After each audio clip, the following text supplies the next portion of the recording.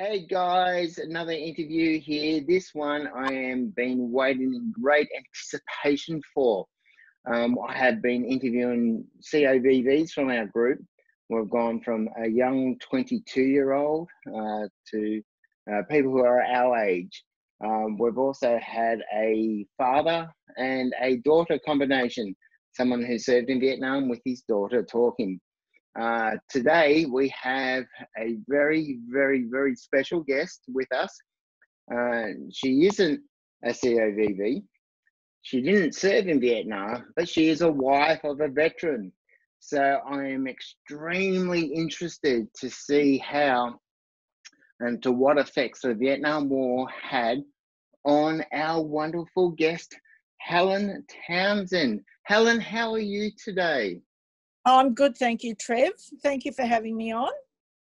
It's an absolute pleasure. When I got the message from Jay Scott, I think every single interview I've mentioned Jay Scott in so far. Yeah. So Jay through the Aussies and Kiwis for Anzac, that you were a part of that, and he started to talk to you, and then he reached out and said, hey, you might be interested in hearing what Helen's got to say. So we had that mutual friend there in Jay. So thank you Yes. so much, Jay. If you're watching, thanks, buddy, for getting in contact with Helen. Yes, So, thank you, Jay. Well, yeah. So, Helen, your husband served in Vietnam. So what year and what unit was he in? he was in 161 Independent Recce Flight at Nui Dash, and he was there from 1970 to 1971. So he spent Right. 360 days there. Okay. At what age was he when did he enlist, or did his ping pong ball came out and he had to go? Enlisted. He was in the army, and he was 26 when he went over. And he was an aircraft radio technician, and so did a lot there, and also spent a lot of time up in the air. And so. And so were you together before he left for Vietnam, or did you meet after Vietnam? No, we were together. We were married. We had 2 children at the time. Scott is our oldest and Natalie our youngest at the time. And when Hilton left for Vietnam, Scott was 2 and Natalie was 4 months. So he missed out on, some pretty prime time with his children whilst he was over there. And prior to that, of course, he went to Canungra for jungle training. So again, that took about 6 weeks. So he missed out. He really only had about 2 months at home, some time with Natalie when she was born, until he came home in 1971. That must have been so hard for him, because I remember when my kids were born, and I just wanted to spend every waking second with them. Yep. And then knowing that, hey, I have to hop on a plane and go off and fight a war and leave my wife and 2 kids at home. That must have been also on his mind while he was going through training, and then also over in Vietnam. Oh, absolutely. I mean, and we wrote to each other every day, every single day, and we'd number our letters so that we'd open them in sequence. So we had a lot of contact that way. But one of my biggest regrets about the contact was that we didn't make any tapes. I never thought to make tapes. And that would have been, even extra lovely. But so we had that communication, but then there were a lot of communication breakdowns between Hilton and the Army and myself, which, brought some pretty horrendous stress into our lives. Yeah. So you're talking about what type of breakdown do you mean by that? Well, when Hilton was over there, Scott became very ill with meningitis, bacterial meningitis, and he almost didn't make it. And he was rushed into the children's hospital at Camperdown. And so, of course, I rang Victoria Barracks and asked them. I told them the situation, and Scott was having a lot of fitting, and he was strapped to the bed, and he was only, 2.5. It was just so traumatic. And I rang Victoria Barracks and asked if Hilton could come home just for R&R, which he was way overdue for, because Scott was so critically ill. And what they did then, they sent a medical team down to the hospital to view Scott and then refused the request. And I just couldn't believe it, because he was overdue for his R&R. He was in a critical condition in intensive care. and then they refused the request.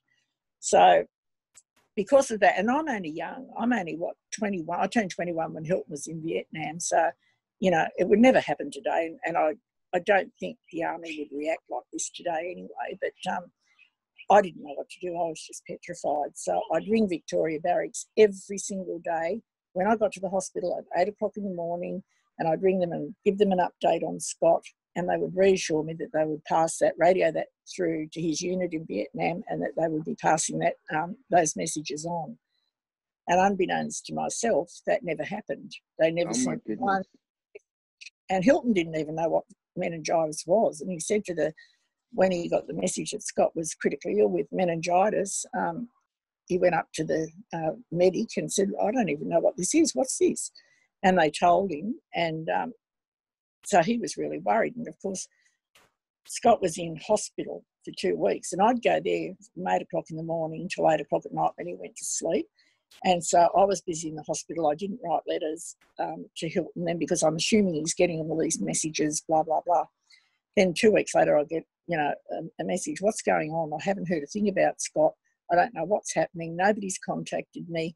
I nearly fainted because I thought, that poor man, you know, here's me thinking he's getting every message that I've sent every single day, and he didn't get one of them. So that was a bomb. Yeah, was there a reason why he wasn't getting the messages, or they just decided not to let him know? Well, I never found out the reason why, and had I been at this stage in my life, of course I would have made a lot of noise about that.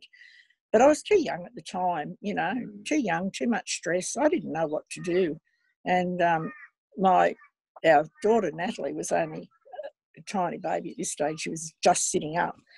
And I had to stay with Hilton's mum because it was closer to the hospital. And she looked after Natalie when she got home from work. And then between her and our dear friend, who's called Wayne, he was living there also, and he was wonderful. He drove me to the hospital most days, and plus when he got home from his work, he'd help look after Natalie as well. And so without their support, I just don't know what I would have done. And especially being a 21-year-old, you know, young lady with 2 children, one in the hospital and a husband overseas. I mean, that must have been so traumatic for you. Yeah, and it became more traumatic because of the lack of communication. And the breakdown of that communication between, well, I guess myself and the Army. And never to this day have they ever followed up ever what happened. Scott could have died for all they knew, you know, never heard from them from that day to this. So. Wow, that's amazing. And so, other than looking after your children, what else were you doing? I mean, were you working during that time? Excuse me. Oh, bless you. Thank you. My first sneeze on the interview. There you go. Sorry about that. Were you also, I mean, you're looking after your children at that time. I mean, what else was your daily activities? Did you have a job to keep yourself occupied, to keep your mind off the war? No, I didn't. No, I was a stay-at-home mum at that stage, and we lived in Holsworthy at the Army barracks. But what I did to keep myself sane was I'd go to my mum's almost every day, and she lived at Regent's Park, as that's where Hilton's mother lived as well. So I'd drive myself and the children there each day and spend time with the family.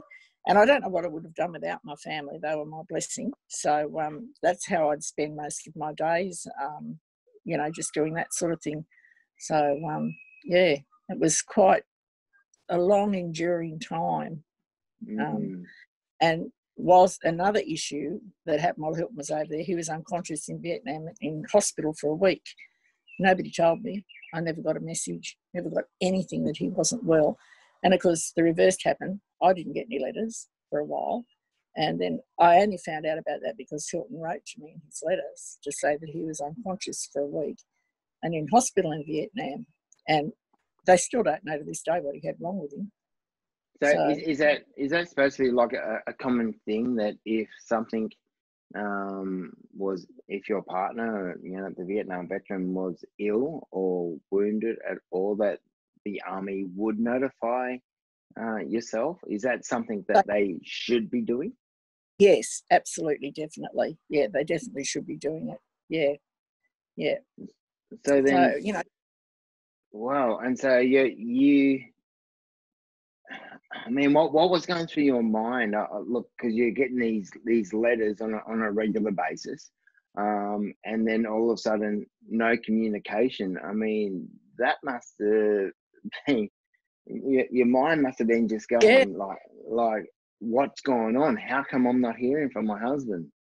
yeah, that's exactly right. And because she was so far away, and of course, communication between us was limited between letters because there was no emails in those days, no mobile phones. There was nothing like that. You only could depend on letters or tapes, which, as I said before, regrettably, I just never thought to do.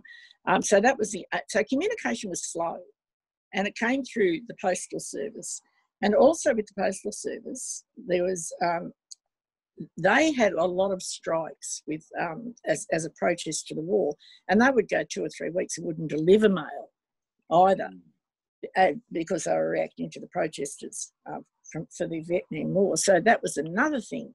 So you never quite knew what was going on and why the letters weren't coming, and you would eventually get them all at once, and that's why we numbered them so that we could open them in order.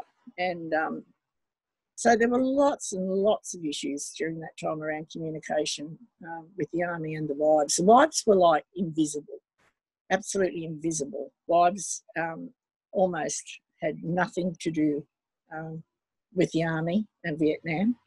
And so, It was pretty. how did that make you feel? Did you suffer your own form of PTSD from that because you weren't in communication with your husband and it just wasn't happening the way it should? Yeah, well, PTSD back in those days wasn't even a recognised issue. I felt anxious, of course, and stressed, but that's all I put it down to. I'm anxious, my husband's overseas, I'm stressed because I'm not hearing from him, but I didn't actually have a label to hang that on or to go to the doctor about or to do anything. And as I keep going back to being 21, your mind just doesn't operate like it would today, you know. And so it was just a combination of one thing after the other, recommunication, that caused a lot of stress. And I'm sure for a lot of wives, that wouldn't be an isolated case just for me.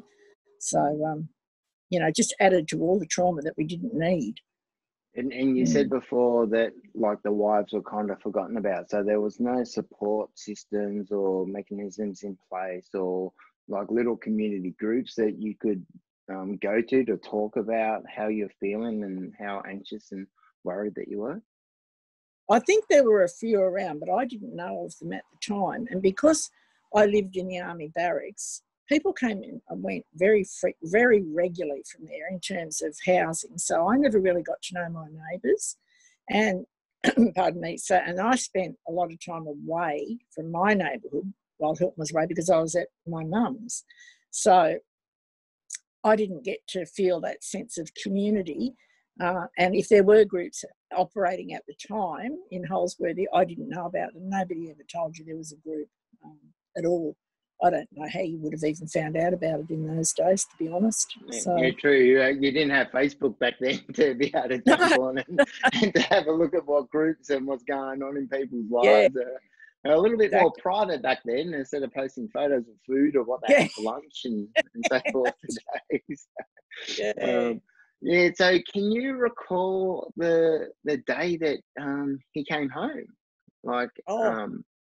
In my memory like it was yesterday. Yeah, and can you tell us a little bit about that? Yeah, I can. Hilton told me he'd be arriving home at 7 o'clock at Sydney Airport at night, 7 p.m. So I was so excited, I was beside myself. And I had the 2 children, I dressed them all up, and Natalie was just beginning to walk. She was a late walker, she was about 40 months old. So I'm getting her to practice, practice so you can go and walk up and meet Dad, And anyway, we got to the airport and we were waiting around. 7 o'clock came and went. Then we heard, the plane's been delayed till 9 o'clock. And then, long story short, and I'm in there with 2 little children, tired as can be by now, just beside themselves. The plane ended up landing at 2 o'clock in the morning. What? And the reason, yes, and this was a very common thing, I found out later. The reason that they didn't land when they were due to land was because of the protesters at Sydney Airport. And they landed at Alice Springs, pardon me, and stayed there until it was time to fly into Sydney when the protesters would have left, because they just were vile to the veterans when they got off flights. So that was their way of protecting the vet, I suppose, from, from these protesters who were just abominable during that time. And so that was horrendous. But anyway, I was just so pleased to see him get off the plane. And the next morning we got up and the kids had had a sleep, of course, and they were feeling a lot better. And I remember Scott dressed all up in Hilton's army clothes, put the boots on, the hat, the belts, the whole bit. Oh, so wonderful. Yeah, so that part of it is a nice memory. Yeah.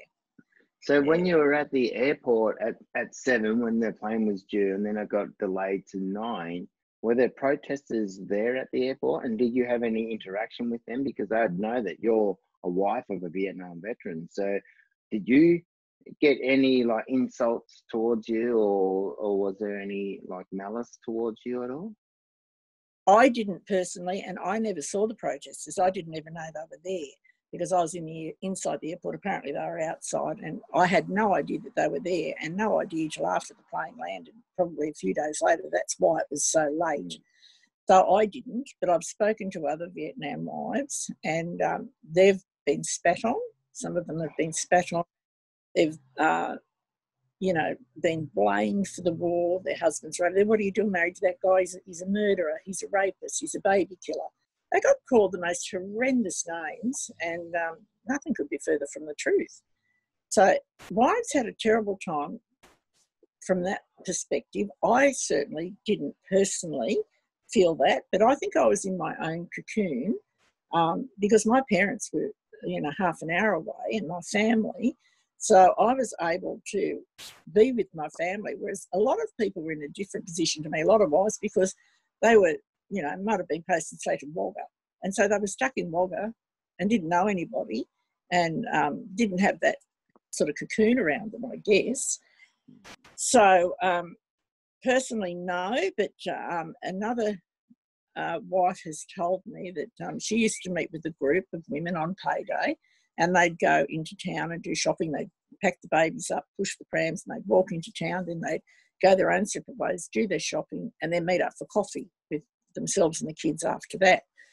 And the abuse that they'd get when they were walking to and from the shopping centre was just terrible. As I said, spat on, screamed at, yelled at.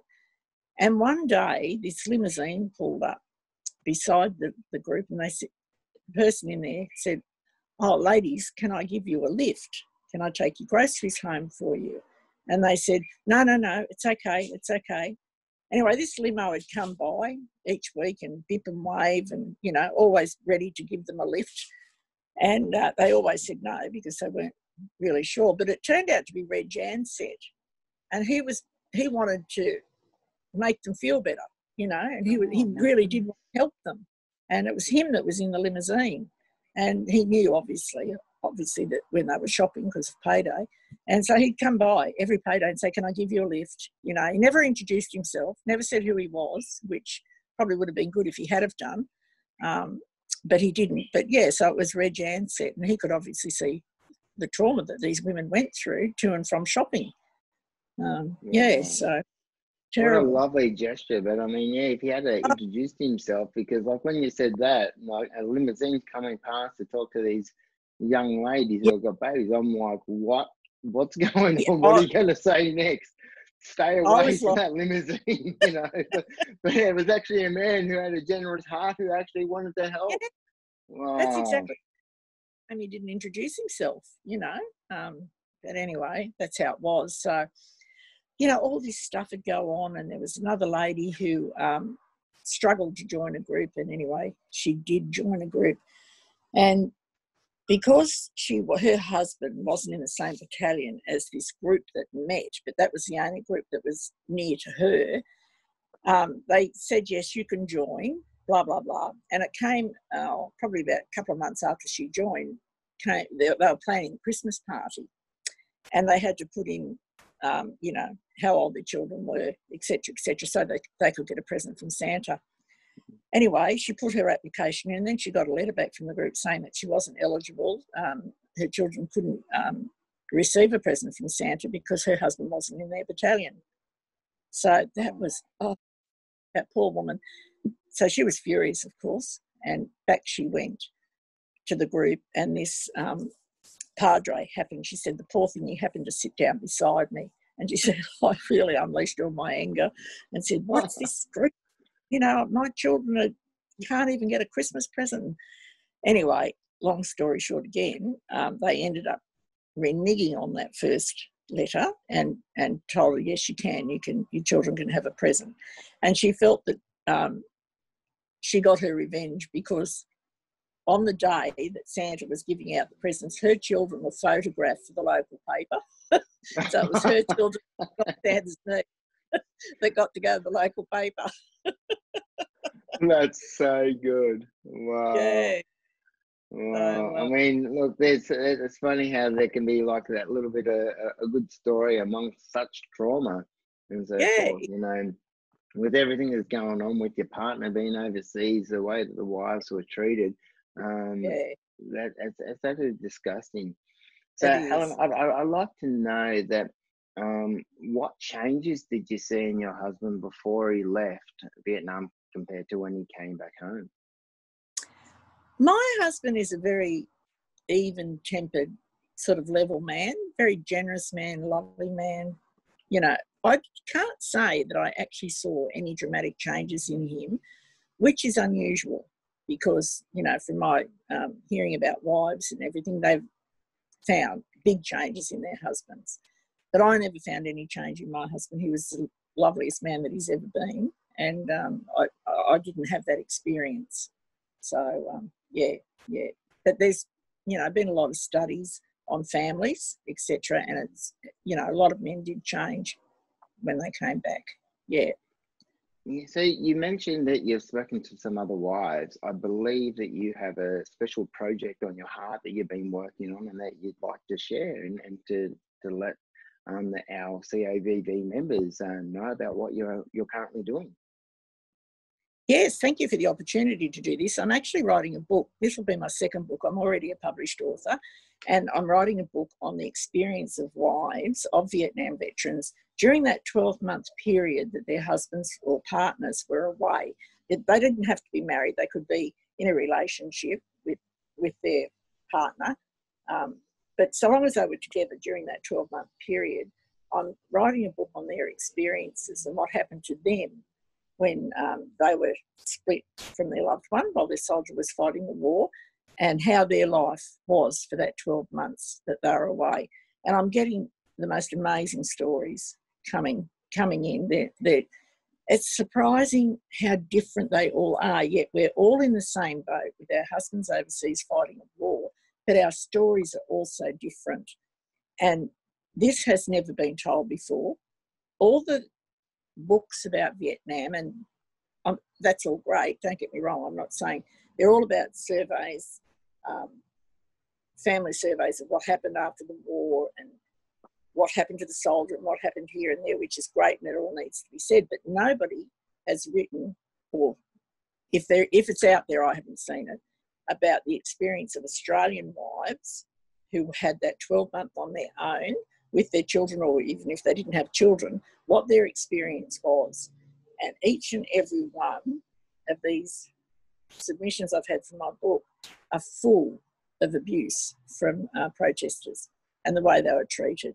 And it just beggars belief, you know, how some people had to get through. And the isolation.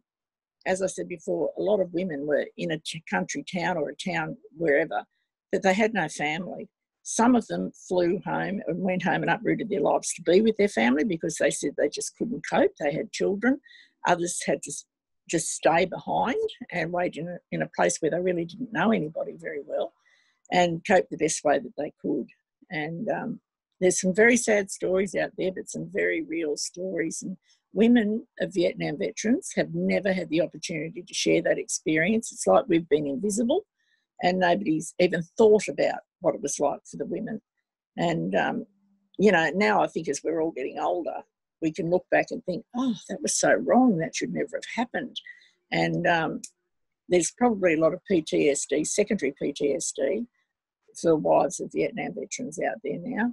Yeah, but I'm really interested for people to contact me if they'd like their story included in the book, and they can either use their real name or use an alias. I don't mind, but I just think it's going to be a book that will people go, oh my God, I never realised, I never thought that this is what the wives of Vietnam veterans went through. So it's very limited to just that 12-month period. And I've chosen that because there's so much you can write about in terms of Vietnam, and so much has already been written. So I just want that limited 12-month period whilst their husbands were away. What a magnificent thing that you're doing. And so, of course, I've got the group of children of Vietnam veterans. So a lot of us children, of course, we've got our mothers. Unfortunately, my mother passed away, so she wouldn't be able to help you out with that. But if there's any members out there who go, wow, this is an incredible thing. I have actually been contacted by a few members who have reached out to their mums and told them about what I'm doing, and they said, oh, she might be interested in getting interviewed or to talk to me. So how can we contact you? What's the best through an email address? Yeah, email. My email address is helhilt, HELHILT @bigpond.com, or phone number if they'd like to ring me. It's 0428 83 9944. And people can email me their story. They can ring me and talk about it if they'd like to. I can take the story down. However they feel comfortable in making the contact, they're very welcome to, either by email or by phone, and we can have a chat. And, yeah, I've actually had some Vietnam veterans ring me as well to say, oh, this is really good, you know, at last someone's listening.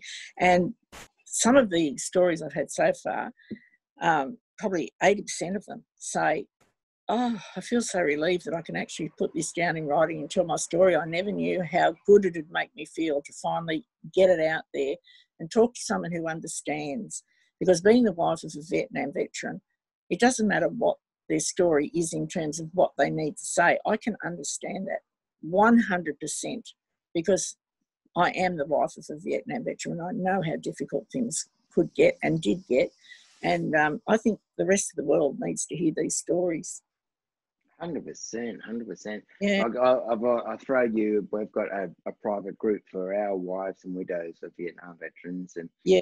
And look, it hasn't had a lot of traction as of yet. There's only a few members, and I know that you've joined up to that. So yes. I'll also put that link down in the comments of this video for people to get their mums to be involved in that, because I'm really interested to see what effects the Vietnam War has had, of course, on us, our children, the grandchildren, our kids, and the wives and widows. So anything that we can do to help you in your project would be amazing, and I'd be absolutely honoured to throw that challenge out to all our members to speak to your mums, get them to watch this video.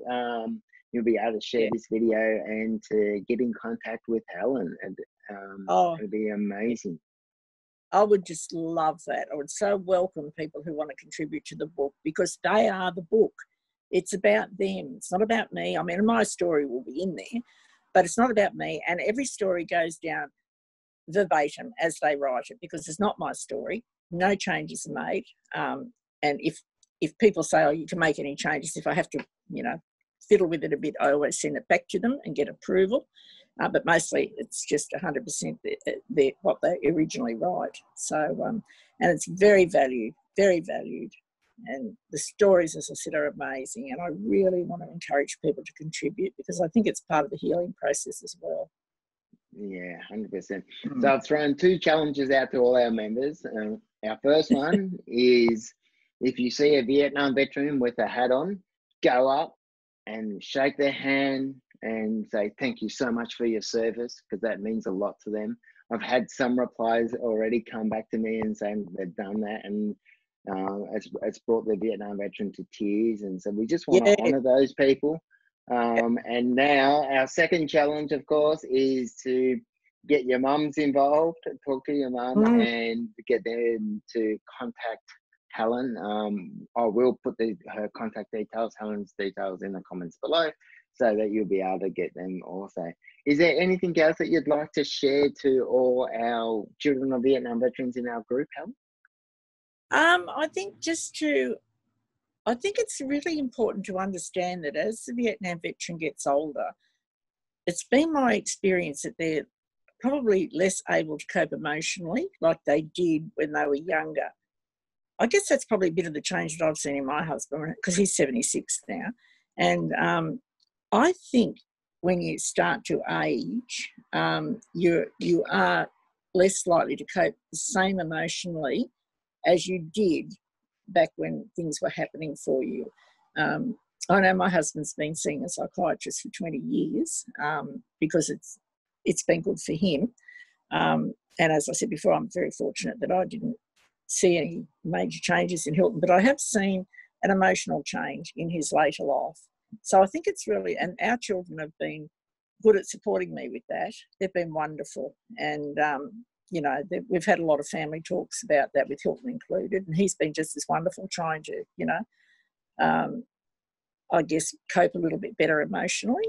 So I think it's really something to keep in your mind, whether it be at the back or the forefront, that emotionally Vietnam vets probably don't cope as well as they think they do. And so it's hard for them to cope sometimes on a daily basis. Yeah. Or sometimes they might have a few days where they just won't cope properly with their emotions. So, yeah, I think that's very important for people to understand that. Mm-hmm. That is fantastic advice. Thank you so much, Helen, for taking out a portion of your day to talk to us today. We absolutely honour, and on behalf of everyone, can I please send a massive thank you to your husband for his service, and also to you for everything that you've done, being a wife of a Vietnam veteran, and for this amazing book, which I will buy a copy of as soon as it's released, because thank you, sweet. You're amazing. Thank you so much. So from the bottom of my heart, thank you so much for joining us today. And please, all our members, get on board. Let's get behind Helen with her dream. Like, it's my dream to do this documentary, to get our stories out there for the world to hear about the children of Vietnam veterans, and it's Helen's dream to get the story of the wives. So what a great partnership that we've got going on here. We're really rocking. It is great. I look forward to working with you in the very near future, and actually come over and seeing you, give you a hug and having a cup of tea with you, and sit down and we can help nut this out together. Yeah, I look forward to it, Trevor, and I want to thank you very much too for the opportunity to, you know, put the idea of my book out there and encourage wives to actually be part of it, because they've got lots of stories to tell and the world needs to hear them. So thank you so much. I couldn't have said it any better. Thanks, guys, for tuning in once again, and we'll catch you on the flip side. Bye now.